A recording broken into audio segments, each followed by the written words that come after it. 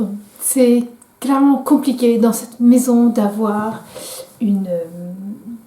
d'avoir de la lumière et d'être devant une bibliothèque. C'est pas grave.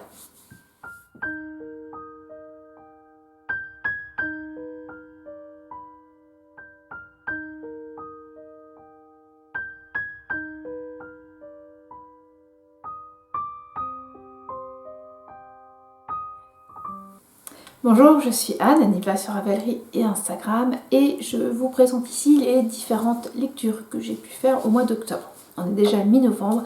Si je n'ai pas filmé plus tôt, c'est parce que j'ai eu début novembre un rhume qui a dégénéré en tout, que même là c'est compliqué. Vous voyez ma grande tasse, elle est remplie de thé, j'attends qu'elle refroidisse un peu pour pouvoir boire parce que la gorge, c'est problématique. J'ai beaucoup coupé.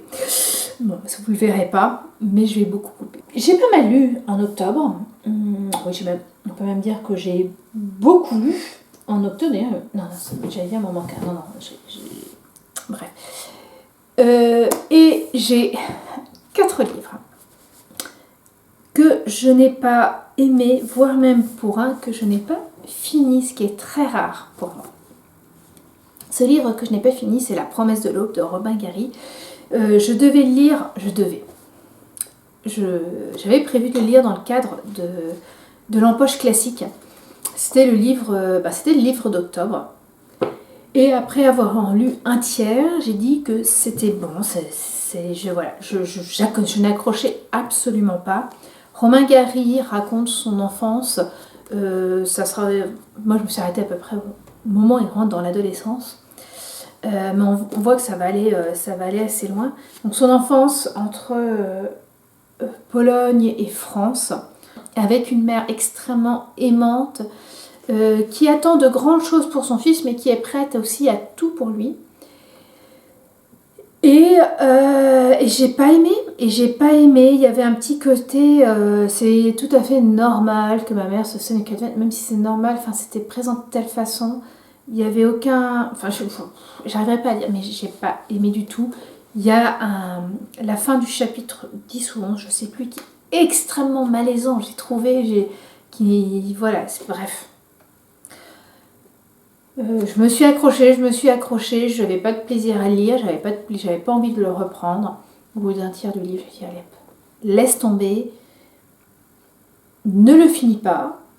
C'est pas souvent que je finis pas de livre, mais ne le finis pas, et une fois que tu en auras parlé, va le donner. Voilà, et il va être donné très vite.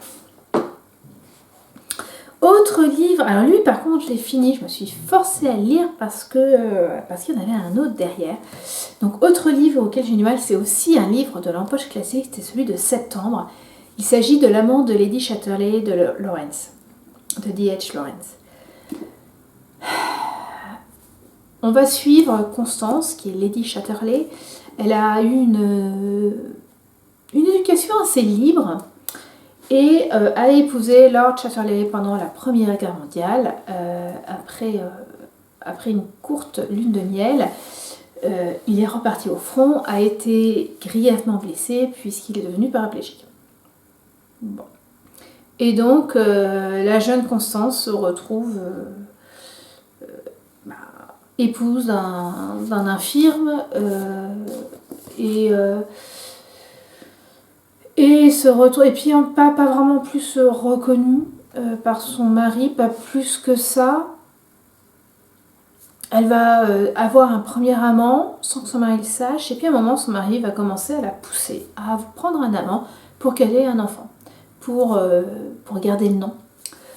Et ça va être le garde-chasse à ce moment-là qui va lui faire découvrir sa sensualité et voilà, grosso modo, l'histoire. Ce livre a fait scandale dans les années 20 en Angleterre puisqu'il a mis très longtemps avant d'être édité de façon intégrale là-bas. Alors oui, on peut comprendre, surtout à l'époque, par rapport aux scènes. J'ai l'impression... Petit aparté. Quand j'étais au lycée, pas au lycée, au collège, je devais être en 4e ou 3e, la documentaliste, qui savait que ma mère était documentaliste aussi, m'a passé un livre de Suzy Morgenstern disant est-ce que tu pourrais le passer à ta maman, je voudrais qu'elle le lise et qu'elle dise parce que bon, je l'ai lu mais il y a des scènes. En fait, c'était la première fois, c'était aussi Morgenstern, c'est beaucoup de livres pour les ados, et c'était les premières fois d'une jeune fille. Et c'était super bien apporté. Enfin, maman l'a lu, je l'ai lu, ma soeur l'a lu avant qu'on le rende. J'en ai parlé aux copines, enfin, c'était vraiment un livre très bien. Et je me rappelle la documentaliste. Oh, mais il y a des scènes. Voilà. Bon, et c'est exactement le même mot que je reprends pour parler de celui-là. C'est plus... Bref, il y a aussi une dénonciation assez violente des différentes classes sociales de l'Angleterre à cette époque. Donc, voilà. Et en fait, en lisant, je trouvais Constance, Lady Chatterley, assez très fade, qui se laissait vraiment aller au fil des hommes qui la prenaient en fait. Voilà, je pense que je vais prendre cette expression-là, et voilà, qui prenait ce qu'ils voulaient de cette jeune femme. Donc j'avais beaucoup de mal à m'impliquer dans Laurence, à apprécier Constance. Et le garde-chasse avait un côté, je trouvais assez déplaisant, sans arriver trop à mettre le doigt où, un peu un monsieur, j'ai presque envie de dire monsieur, en fait, mais j'ai dit un monsieur, j'ai tout, mais en fait, il n'y a pas un seul personnage que j'ai vraiment apprécié, aucun personnage qui est peint j'ai trouvé sous une lumière un peu favorable. Bref, je me force à le finir. Et sur la fin, on parle un peu de la vie de Lawrence, la vie de l'auteur. Et là, j'apprends que, en fait, quelque part, il s'est inspiré de sa vie pour écrire ce livre. Et là, je me suis aperçue que l'autre livre que j'avais acheté en même temps que L'amant de Lady Chatterley, à savoir Frida, d'Annabel Apps, j'avais acheté ce livre parce que j'avais vu qu'il parlait justement... Alors moi, ce que j'avais compris en lisant assez rapidement le 4e de couverture, du scandale qui avait inspiré Lawrence pour écrire L'amant de Lady Chatterley. Et en fait, c'est pas tout à fait ça. Oui, ça parle bien, mais j'avais l'impression que c'était totalement déconnecté. Or, Frida est la femme de Lawrence, ce sera pour elle son deuxième mari, et c'est quand elle a quitté son mari, c'est ça qui a fait scandale, et Lawrence a écrit L'amant de Lady Chatterley un peu en hommage à sa femme. Et en fait, après avoir lu les deux, j'ai encore moins apprécié l'auteur. J'ai encore moins apprécié L'amant de Lady Chatterley. Et en fait, c'est à peu près ça. Frida, elle a eu son premier mari, il l'avait mis dans une case bien précise, mère de famille. Ma femme a envie de parler littérature avec moi. Ouh là là, non, pas du tout. En plus, elle a choisi des mauvais livres puisqu'elle me parlait de... c'était quoi, Anna Karénine. On voit bien qu'elle ne l'a pas lu parce que si elle l'avait lu, elle n'oserait pas en parler avec moi. Voilà, c'est toujours agréable, même si on est en 1912 quand même. Elle va en voir, Frida va avoir un premier amant qui va un peu lui dire, qui va lui vanter tous les mérites de l'amour libre, en lisant, enfin voilà. Après, elle va connaître Lawrence, qui lui va la mettre dans la case muse et va lui dénier totalement la case mère de famille, à tel point que, et ça c'est quelque chose que Lawrence a vraiment fait, il a écrit à son mari. À ce moment-là, elle avait quitté son mari, mais grosso modo, elle était partie en voyage sans dire bon, voilà, je te quitte. Lawrence a écrit à son mari en lui disant maintenant elle est avec moi, gardez les enfants, et voilà. Alors que on voit dans ce livre que pour elle, ses enfants étaient super importants. Bref, tout ça a fait que j'aime pas. En fait, Frida, on s'aperçoit que, et c'est un peu ce que j'avais l'impression déjà quand je lisais L'amant de Lady Chatterley avec Constance, elle était extrêmement passive et passait quelque part d'un homme à un autre en laissant cet homme la modeler, et ben j'ai eu exactement la même impression avec Frida. Alors je ne sais pas si ça a été voulu d'Annabelle Abs, mais voilà, ça m'a pas rendu le roman plus agréable. Et là aussi, de nouveau, ça va être 2 livres qui vont être donnés. Boîte à livres va être remplie. 4e livre que je n'ai pas plus aimé que ça, c'est un livre que j'ai acheté dans une d'occasion, dans le berceau de l'ennemi de Sarah Young. En fait, l'histoire va se passer essentiellement dans un Lebensborn allemand. Pendant la Deuxième Guerre mondiale, les nazis ayant cette idée de la race pure, encouragé les jeunes femmes, voire les jeunes filles, à avoir des relations avec des bons ariens pour avoir plein de petits enfants blonds qui naissaient dans des Lebensborn et qui permettaient, qui après étaient adoptés. Enfin. Donc on va avoir toute cette partie dans le Lebensborn j'ai trouvé intéressante, les relations entre les différentes femmes, entre les Allemandes mariées qui avaient des enfants pendant que leur mari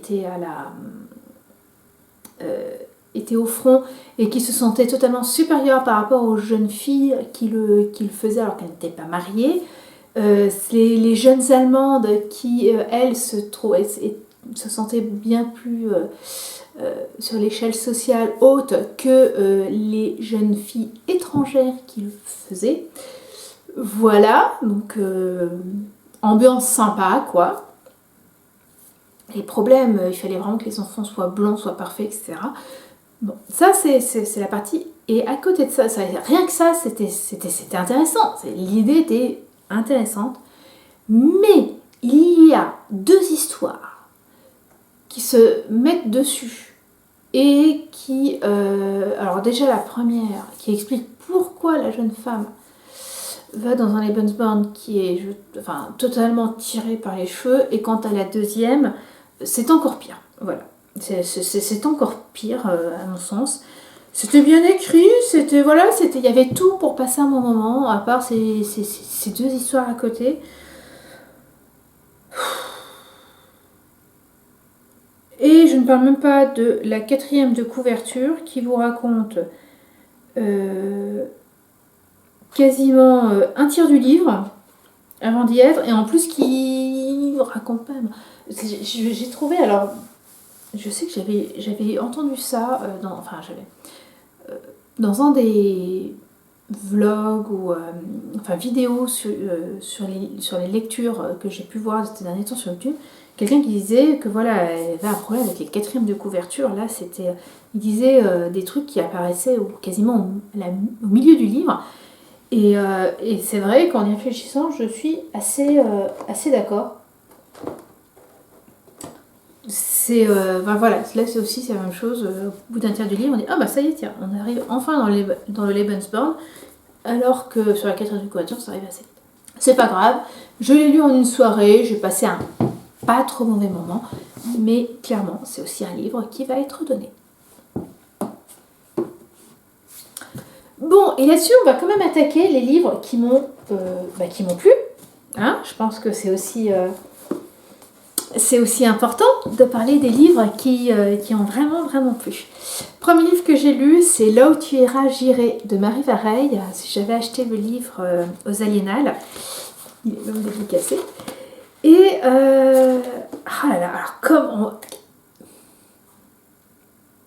là, justement, le 4e de couverture qui explique quand même pas mal, mais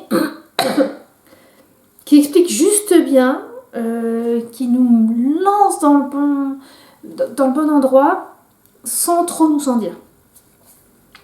On a Isabelle qui a 32 ans, qui a un petit copain, ça se passe bien, sauf que elle a une carrière d'actrice assez catastrophique. Elle a fait un très bon film quand elle était jeune, et après elle a enchaîné les petits rôles, totalement décevants, et là je crois qu'elle est à McDo, enfin bref. Et un jour, son petit ami la demande en mariage et lui, il rêve de se marier avec elle pour avoir des enfants alors qu'elle, elle ne supporte pas les enfants. Ce qui fait qu'ils se séparent et il lui dit que maintenant il faut qu'elle aille voir ailleurs, qu'elle aille habiter ailleurs. Ce qui est un peu compliqué dans son cas. Sauf qu'elle se fait quelque part embaucher par une jeune fille qui l'embauche pour servir de nounou à son petit frère pendant l'été avec une mission à côté à faire. Bon. Le petit garçon est totalement silencieux depuis que leur mère s'est suicidée 4 ans auparavant. Et même si Isabelle n'aime pas les enfants, c'est très très bien payé et elles se sont obligées d'aller. Alors il y a des moments qui sont totalement tirés par les cheveux, mais c'est extrêmement amusant à lire. C'est un très bon rythme. À un moment, je vais vous avouer, je me suis dit, ok, je vois le truc venir gros comme une maison, ça va se finir comme ça, et pas du tout. Pas du tout, et ce qui fait que j'ai beaucoup aimé, ma lecture. Voilà, à un moment, je me suis vraiment fait prendre par tout ce qui est cheat lit, tout ce que j'avais pu lire avant, où je me suis dit, ouais, ça va, ok, j'ai compris, là, ça va se finir comme ça, et non, et c'était très sympa. C'était une petite lecture, c'était une lecture légère, très sympathique. Voilà.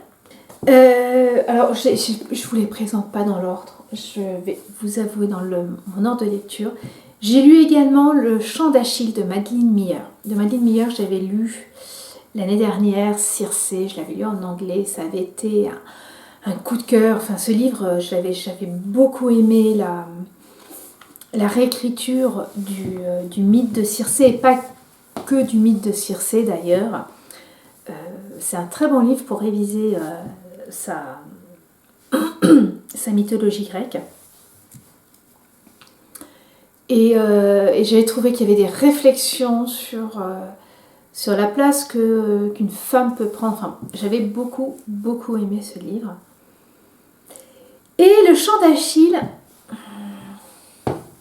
j'ai eu du mal à me lancer dans à l'acheter pour me dire il faut que je lise. Parce que, je ne vais pas vous mentir, j'avais pas spécialement envie de lire la vie d'Achille. De ce que j'en avais pu en lire quand j'aimais beaucoup la mythologie, quand j'étais plus jeune, j'avais... je sais plus où est mon livre. Enfin, j'ai un livre sur la mythologie qui est vraiment bien. Il m'a été offert par ma grand-mère et voilà, donc je connaissais un peu l'histoire et ça m'intéressait pas plus que ça. Donc bref, j'ai pas... Et puis j'ai fini par l'acheter. Il est bien mieux que ce à quoi je m'attendais. On suit cette histoire du côté de... On voit ce qu'en dit Patrocle. Et c'était extrêmement intéressant, mais je le trouve vraiment un gros cran en dessous de Circé. Autant Circé m'avait bouleversée, autant lui... C'est beau, hein, clairement c'est beau, je pense que c'est aussi assez bouleversant, mais il faut le lire, clairement il faut le lire, pour moi il faut le lire après, il faut le lire avant Circé. Hier on était dans une librairie avec ma fille, et on voit Le Chant d'Achille et Circé, elle dit, il me fait, mais tu les as pas ceux-là? Je fais, si, je les ai, je les lirai bien, je fais, ok, pas de souci, mais tu commences par Le Chant d'Achille, parce que les deux sont bien, mais pour moi, il faut finir par Circé. Bref, donc ce livre, lui, il va être gardé. Non, il était bien, mais je pense que j'aurais dû commencer par lui et non pas par Circé. Pas grave. Alors, un des trucs qui fait qu'au final, je l'ai quand même lu, c'est parce que il y a une personne que je suis sur Instagram, Pauline Armange, qui en parle beaucoup. Je sais qu'elle l'a beaucoup aimé. Et ce qui fait une transition, c'est pour ça que je le reprends, puisque justement j'ai lu le premier roman de Pauline Armange. qui s'appelle Aux endroits brisés. Pauline Armand, je la suis depuis assez longtemps, on parle en termes d'années, je crois que je la suivais avant de partir aux États-Unis, donc on en est sur les 4 ans. J'avais lu son petit livre Moi les hommes, je les déteste, et j'avais beaucoup aimé, j'aime beaucoup son blog, j'aime beaucoup son écriture en fait. Je trouve qu'elle a une écriture extrêmement lumineuse. Et ce qui fait que quand son livre est sorti, j'ai pas réfléchi longtemps et je l'ai acheté très très vite. J'achète normalement très rarement des livres grand format. Je préfère, surtout en français, je préfère attendre 1 an pour lire les petits. Donc quand j'achète un livre en grand, je peux vous assurer que pour moi ça veut dire quelque chose de... en fait je vais le faire pour les auteurs que j'apprécie vraiment. Ou pour les histoires. Vous savez, vous lisez une histoire, puis il y en a plusieurs. Et voilà, je ne vais pas attendre que le livre de poche sorte. Mais pour moi, quand j'achète un grand livre, moi, c'est vraiment... c'est que j'attends vraiment quelque chose. Et mon Dieu, que je n'ai pas été déçue. Je vous dis, sa plume est lumineuse, et là, c'est la même chose. Bon, je crois qu'en fait, elle pourrait écrire une notice d'utilisation de four, ça serait lumineux. Mais bref, on va suivre Anaïs, qui a un emploi pas plus intéressant que ça, qui va le perdre, qui perd aussi son petit ami, la quitte aussi, et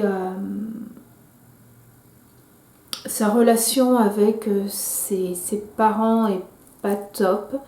Elle a une bonne relation avec sa sœur, mais qui elle-même est un peu perdue avec sa fille qui a tout juste 1 an. Enfin voilà, on sent que c'est un peu compliqué pour tout le monde. Et Anaïs décide d'aller à Limoges pour se suicider. Ce qui n'est pas spécialement joyeux.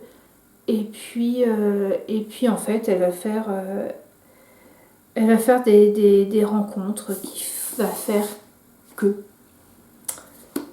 l'histoire va devenir aussi lumineuse ou quasiment que l'écriture de Pauline. C'est vraiment un livre que j'ai vraiment apprécié de le lire.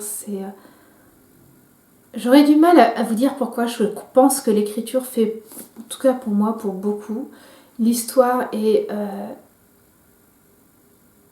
vraiment sympa. Et vraiment, enfin, j'ai bien aimé l'histoire. Elle est un peu attendue, mais dans le bon sens.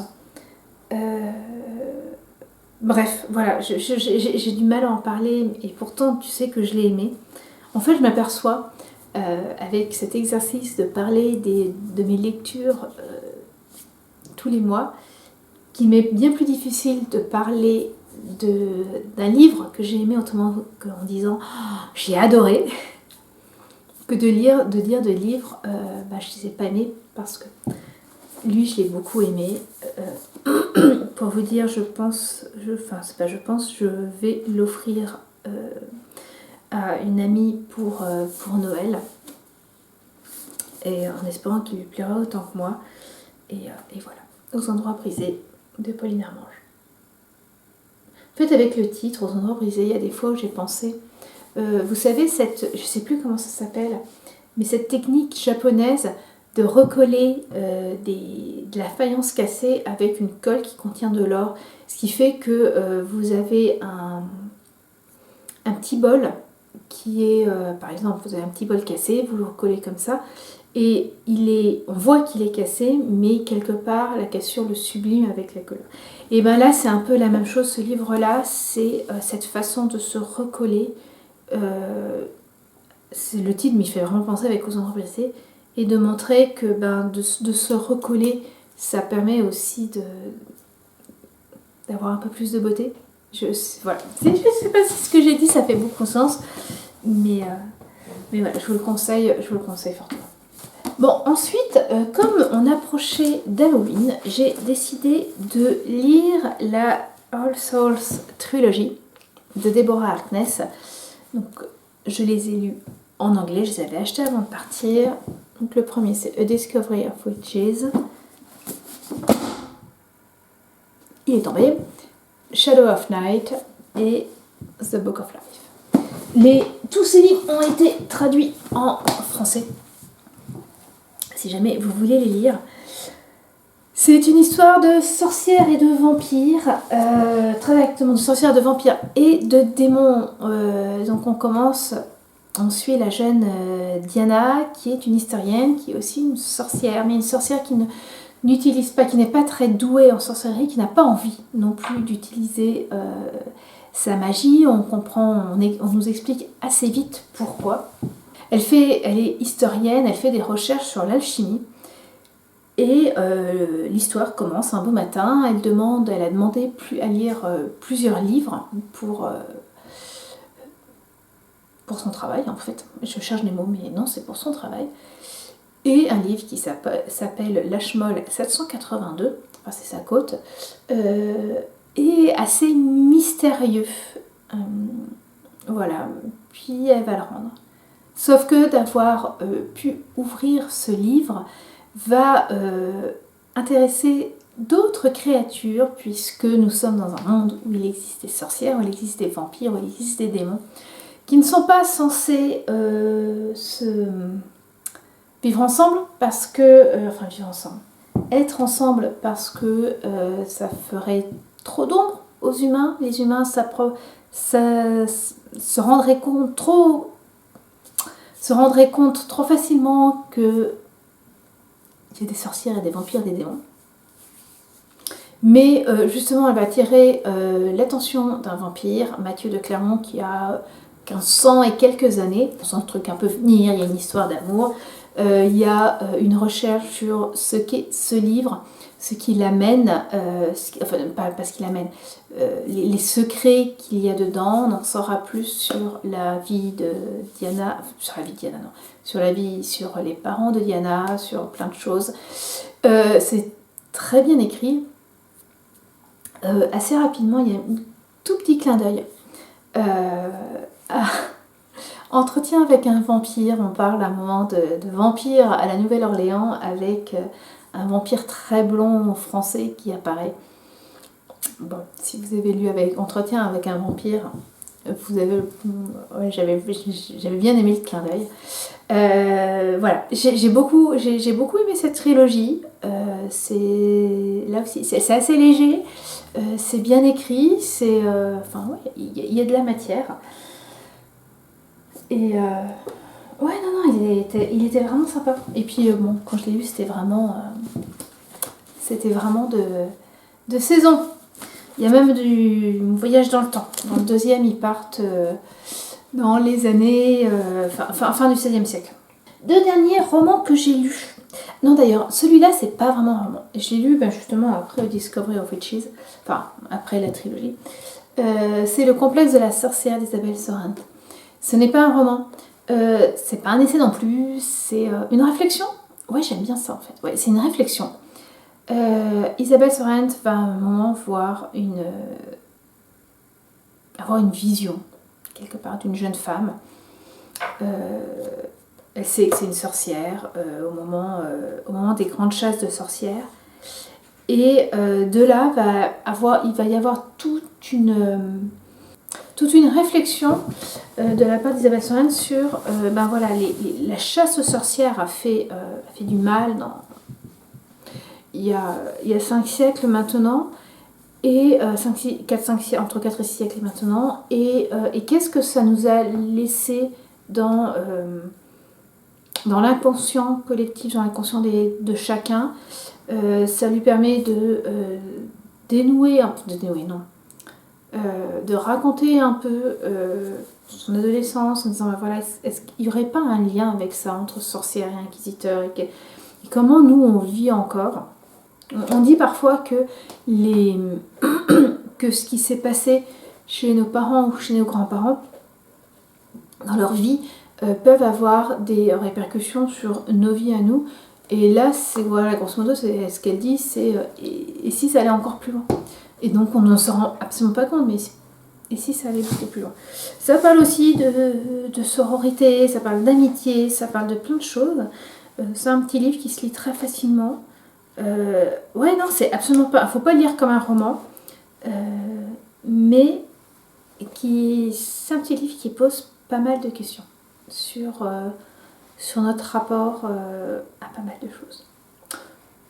C'est une phrase super. Pas mal de questions sur pas mal de choses. Bref. J'avais bien aimé. Je sais pas trop où je vais le ranger dans ma bibliothèque, mais je pense qu'il va aller en haut. Alors c'est assez amusant parce que c'était quand j'étais à l'IUT, j'aimais beaucoup lire des romans historiques, mais ce que j'aimais aussi, c'était lire des livres qui m'expliquaient plus sérieux, des essais, pour comprendre à peu près ce qui se passait avec la même époque. Et j'avais acheté un livre sur, justement, qui s'appelait La sorcière et l'Occident, qui est un gros bouquin comme ça, et dont elle parle dans ce livre. Et je pense qu'en fait, que le complexe de la sorcière, je vais le ranger en haut à côté de La sorcière et l'Occident. Le dernier livre que j'ai pu lire en octobre, c'est La papeterie de Tsubaki d'Ogawa Ito. C'est un livre qui se passe au Japon, dans une petite ville. On va suivre Atoko, qui est une jeune femme, qui reprend la papeterie de sa grand-mère. Sa grand-mère ne vendait pas seulement de la papeterie, mais était aussi écrivain public. Écrivait des lettres pour les personnes qui avaient un peu de mal à garder toute la... Comment dire oui, à écrire des lettres qui rentrent dans toutes les cases demandées par la société. Et donc, Atoko reprend aussi cette partie-là. Et sauf que c'est pas juste écrire une lettre en trouvant les bons mots, c'est choisir le bon papier, choisir la bonne encre, choisir la bonne enveloppe, même le bon timbre, enfin voilà, c'est plein de choses. Et Atoko s'y arrive très bien. Et c'est faire tout ça sans perdre sa propre voix, son propre style. Donc il y a toute cette partie-là de relation avec, j'ai presque envie de dire de relation... et j'ai encore perdu mes mots.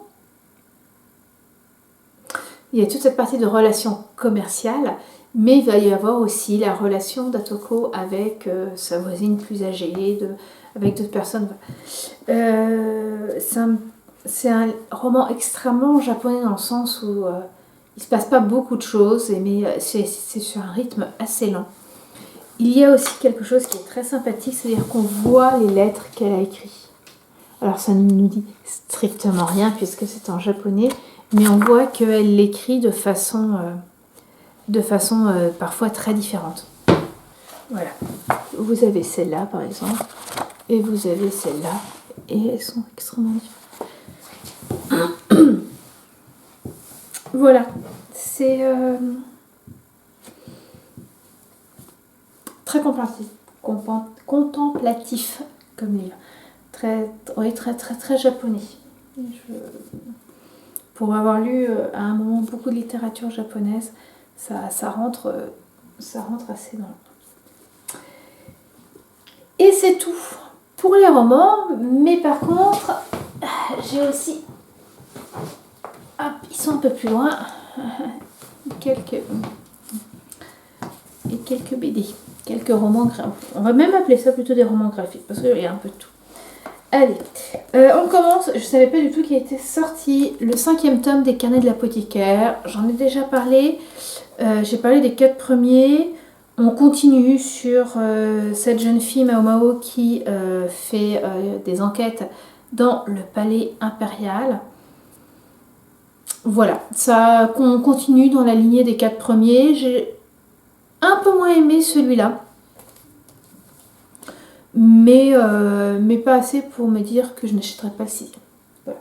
Mais voilà, je n'en dis pas plus. J'en ai quand même beaucoup parlé dans des précédentes vidéos. Toujours un manga. Alors celui-là, j'avais pas du tout prévu de l'acheter. J'en avais entendu parler. C'était qui? Je sais plus du tout. Je sais plus, mais il était dans ma liste de livres à lire. Voilà, je m'étais fait, quand j'étais aux États-Unis, je m'étais fait une liste des livres qui me disaient « Ah, yeah, pas mal, c'est celui-là. » Donc, Shizo, comment l'expliquer? On a un jeune garçon ça commence par un jeune garçon qui est dans un parc et qui a l'air un peu perdu, qui a pas l'air de trop savoir qui il est, où il doit aller, etc. Jusqu'au moment, voilà, il sait plus, on voit bien, mais il sait pas trop qui il est. Et il y a un jeune garçon qui vient, qui s'appelle Gizo, qui dit, mais attends, je vais t'aider. Et c'est un peu bizarre, au début il ne le ramène pas chez lui, mais il l'amène dans un temple, à qui il va avoir du mal à lui faire confiance. Et là, dans la nuit, il y a une sorcière qui cherche des enfants qui apparaît.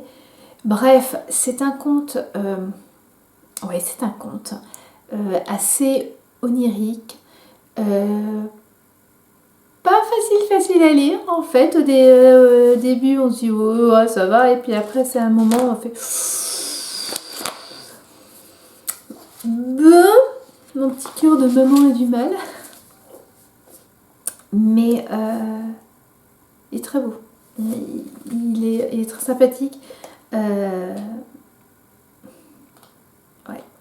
En fait c'est ça toute la difficulté quand on présente des livres, c'est de raconter assez l'histoire pour vous donner envie, mais pas trop pour pas tout vous raconter.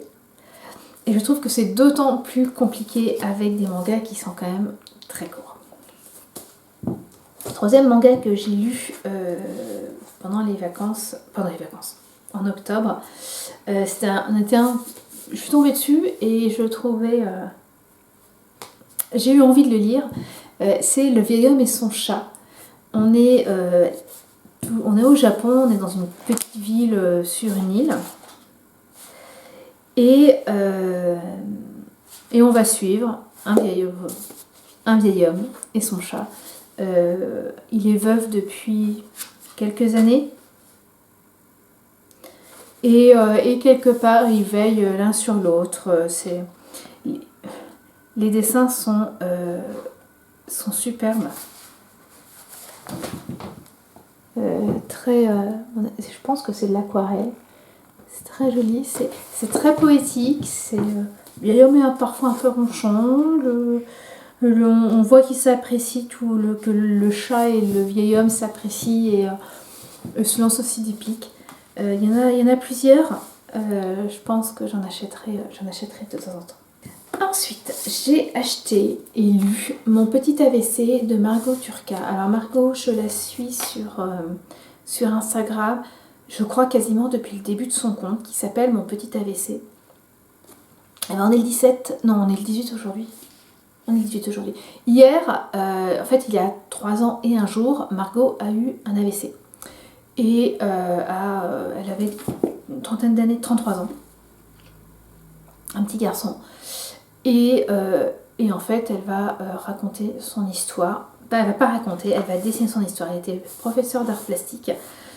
Et elle va raconter le jour de son AVC et toute sa rééducation. Ce livre était... d'abord son Instagram... Et ensuite, ce livre sont une façon de raconter ce qu'elle a vécu et un témoignage, mais surtout un témoignage. D'abord un témoignage, non, c'est un témoignage pour nous alerter de ce qu'est un AVC. Voilà, c'est extrêmement bien, c'est bien fait. C'est extrêmement intéressant. Parfois c'est et d'autres fois c'est tout est en noir et blanc comme ça. Elle a tout dessiné et en fait elle explique sur Instagram, elle dessine, elle repasse dessus, elle scanne, enfin vraiment bien. Je trouve que quelque part c'est un livre à lire pour en savoir un peu plus. Autre personne que je suis sur les réseaux sociaux et dont j'ai acheté le livre, c'est l'intégrale de L'Homme étoilé. C'est L'Homme étoilé. L'intégrale, en fait, c'est 2 livres. Il avait écrit 2 livres. Il y avait À la vie et Je serai là. L'homme étoilé, c'est un infirmier en soins palliatifs et un dessinateur. Et il raconte sur Instagram les rencontres avec les personnes qui sont dans son service. Ça peut être très joyeux, ça peut être ultra émouvant.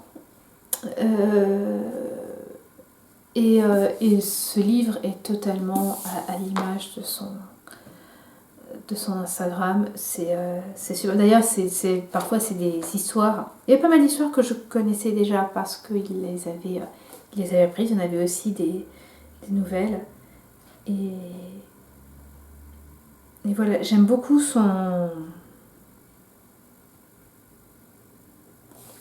j'aime bien ses dessins. J'aime bien sa philosophie de vie aussi. Ouais. Je trouve que c'est un beau livre. Dans tous les sens du terme. Enfin, ça y est, on arrive à la fin. Le dernier livre, Astérix et le Griffon. J'adore Astérix. Enfin, pour moi, Astérix, c'est toute mon enfance. C'était les livres que je pouvais lire et relire. Et que chaque fois que je lisais, même encore maintenant, parfois j'en lis des que je connais par cœur. Et je me marre avec les jeux de mots. Je découvre des nouveaux jeux de mots, que ce soit dans les noms, dans des expressions. Et c'est vrai que quand, à partir du moment où, déjà sur la fin, quand Goscinny n'était plus là, quand il y avait juste Herzog, on perdait un peu ces mots-là. Dans les derniers, c'était aussi la même chose, jusqu'à ce que Jean-Yves Ferry reprenne